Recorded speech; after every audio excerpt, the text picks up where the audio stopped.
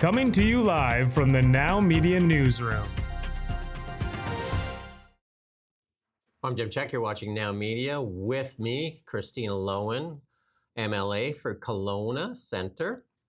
And now we're going to talk about the story that we've been following and you've been following. You've been advocating for Lyndsay Richholt, a Kelowna mom that's in a fight for her life. She's it's been kind of like dragging on now. She's trying to get a liver transplant. I think I've interviewed her a couple times, at least 2 times.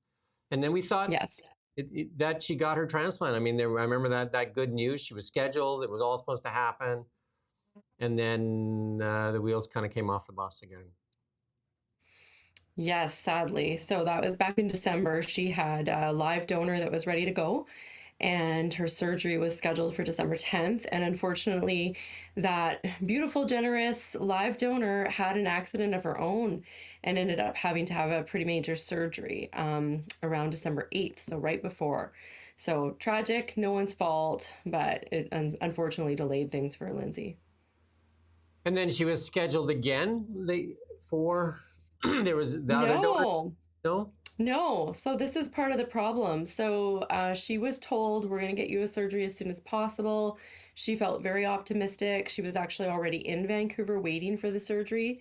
So her and her family chose to stay in Vancouver throughout most of the Christmas season, waiting, hopeful, optimistic that she'd get a surgery, and nothing happened. So I don't know the exact date she came home, but late December, early January, she came back home. And then it's just been radio silence from BC Transplant to Lyndsay Richholt and her family. And it's been very frustrating because that's now over 2 months of waiting again. And you'll recall she was given 6 months to live last April. So she's been on borrowed time since October. Yeah, and it's amazing that she's, still got, I guess, she's still in the fight for her life and hoping to get that transplant. But you said she went into the hospital just recently? Yeah, this morning actually. So I've been in contact with Lyndsay off and on, and last night she let me know that her blood test came back and she's in acute kidney failure. And so they told her this morning to go straight into the ER, and they tested her and said, yeah, acute kidney failure, you need to be here. You may have a blood infection as well. So I don't know what that means in terms of her surgery or, how dire things are, but I just know that she's suffering, and she's been suffering for a long time. She's been living with acute pain and nausea for months, and then the hopelessness of just not having communication is kind of devastating on top of it all. And the frustrating thing is she's waiting for live donors, and she has so many. She was told back in January that she had 2 fully approved donors and 21 in the queue. And that was on January 28th. And then since then, they said, you'll have a surgery date next week, and it will be soon because we know you need it. And she felt so seen. She felt so much hope, and then radio silence. And that's the biggest thing, I guess, and that's why you reached out today, is that just the communication has kind of dropped off. Because I know when we interviewed her, I think the first or second time now, she wasn't getting any answers. So we did the story, and then we actually reached out to BC Transplant, and all of a sudden then she got a phone call right away, and things started to move then because we did the comparison. Mm-hmm. We reached out to Alberta Transplant too, and we kind of highlighted the difference between BC Transplant and Alberta Transplant, and there was a shocking difference in how they do it, and all of a sudden there was some attention. But now experiencing the silence again. Yeah, and I've experienced that each time that I reached out. The first time I reached out, it was literally the next business day that she got her surgery date. The second time that I reached out, it was 2 days later that she got a phone call saying, you'll get a surgery date next week. And now this time when I reached out, I actually got an email back 3 days later in response to my phone call saying, don't call us, we'll call Lyndsay.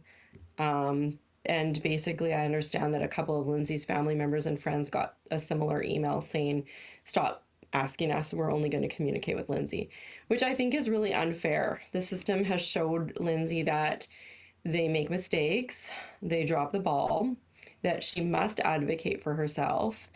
And now when she does that, they're chastising her and her family and friends. And, I don't think that somebody who's in the fight of their life needs to be told, hey, don't call us, we'll call you. I think it's insulting, and it's also like chastising. It's a hand slap on top of already a really painful, devastating situation. And also, if she's in the hospital right now, she may be in no condition to be reaching out herself as well. Exactly. My understanding was the last month or so, Lyndsay's situation's really deteriorated. And, before I used to get text messages back from Lyndsay like almost immediately. Now there's like a long delay. And my understanding is she's sleeping about 22 hours a day. I can imagine, yeah. Is there anything people can do other than try to raise more awareness and help Lyndsay in the fight for her life? Yeah, I mean, I think awareness is key. Unfortunately, I'm even being blocked right now from communicating with Vancouver Coastal Health and BC Transplant. I am communicating with the Minister of Health, but I haven't really had any meaningful commitment from her yet. I'm hoping that we'll get there. But otherwise, yeah, just express your concern, your outrage. The biggest thing is this is a woman who has a supportive husband, very supportive best friend and mom. She has so much support. Families reaching out, and she's got her MLA advocating for her, and she's still getting nowhere. So imagine somebody else who is struggling maybe with less family support. Certainly it's not common for MLAs to be like part of this process. There's hundreds, if not thousands, of British Columbians on wait lists right now without an MLA advocating for them, some without family and friends, some with, very little money and influence. And that should not matter. But imagine being in that case without family advocating for you. Mm-hmm. Sadly, I think people are dying on wait lists, and we know that. Well, we'll link this story, and then we'll see if we can get somebody to reach out as well and see what we get out of it. Last time we reached out, we did get an answer. Awesome. And then we'll put the story up. And we've done, like I said, we've done 2 previous interviews, at least, I think, with Hmm. myself. And Yeah, go ahead. I Sorry. appreciate your support. And, my biggest concern here is just that Lyndsay gets a liver and that we don't leave it too long, that, she's maybe in no shape to have a surgery, or I don't know where that line is, but I think we're attempting fate right now.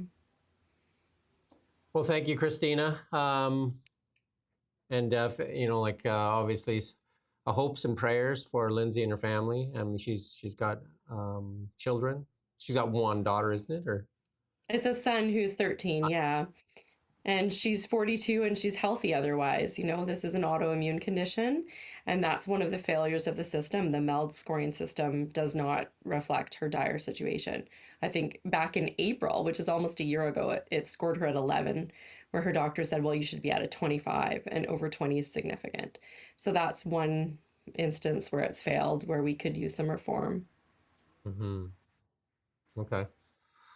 Well, we'll get this story up, and hopefully there's some action, and we'll check in and see if, again, hopes and prayers for Lyndsay and her family.